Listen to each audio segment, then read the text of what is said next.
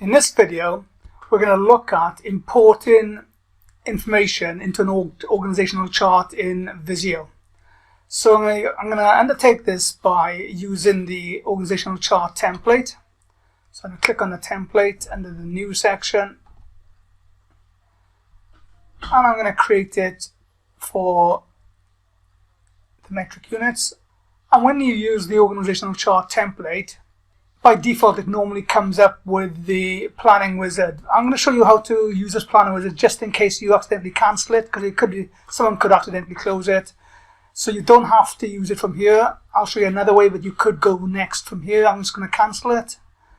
And I'm going to go through the org chart tab, organizational chart, organizational data section of the ribbon, and import. So there's the same wizard, and I'll just activate it from here now. So it's just as easy to go through the org chart, import and import when you want to import it.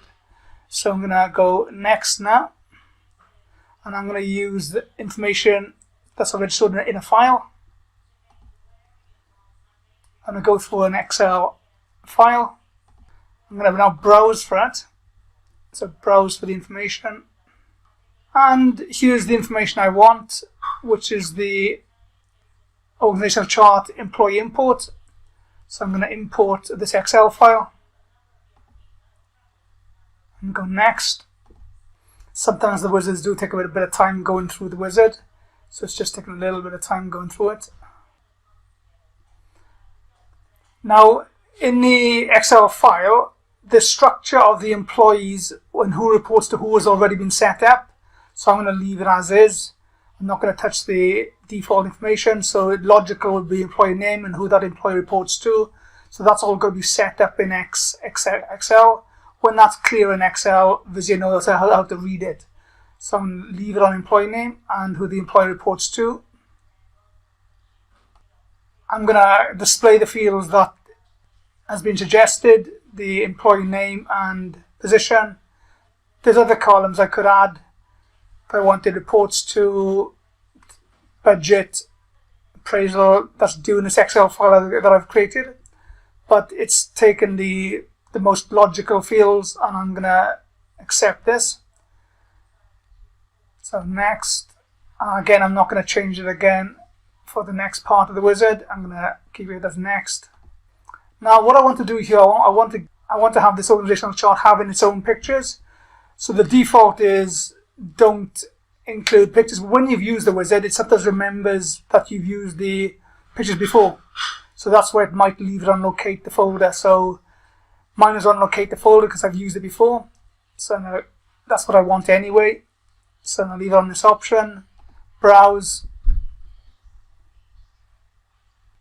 And I'm now going to go to the folder that I want.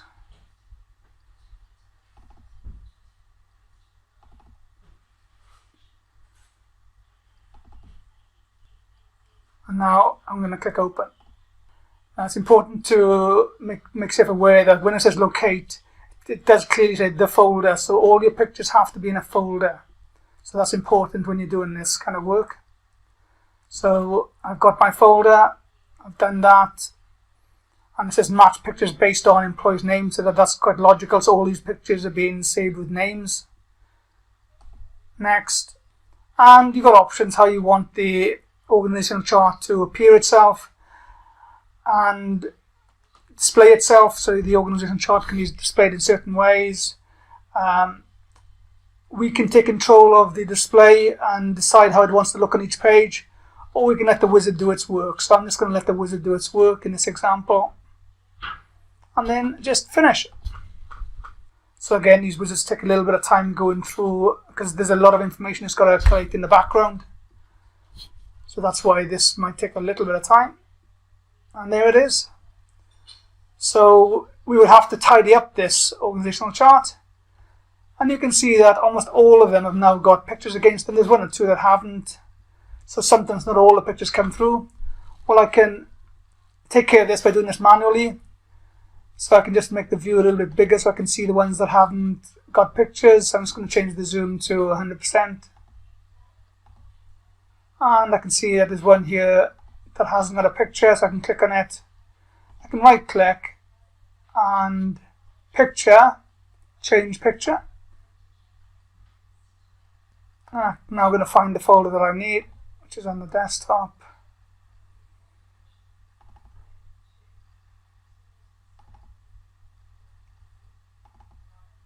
And there it is. And the name I want is Martin Fredericks. Here's the person. And then I can just come down and see who else. This one here, Oliver Thorne. Same idea. Picture, change picture. And then look for the name, Oliver Thorne in this example. There's the person, and open. So even if the import of all the pictures, I'll just change the zoom back now so we can see how it looks. So whole page. So we can now see that they've all got pictures, and I'll just change the zoom again. Just make a percentage, I'll just go 60%. Okay, so we can see that there'd be a bit of work to do now to put this org chart onto one page, but they've all got pictures, they've all been imported.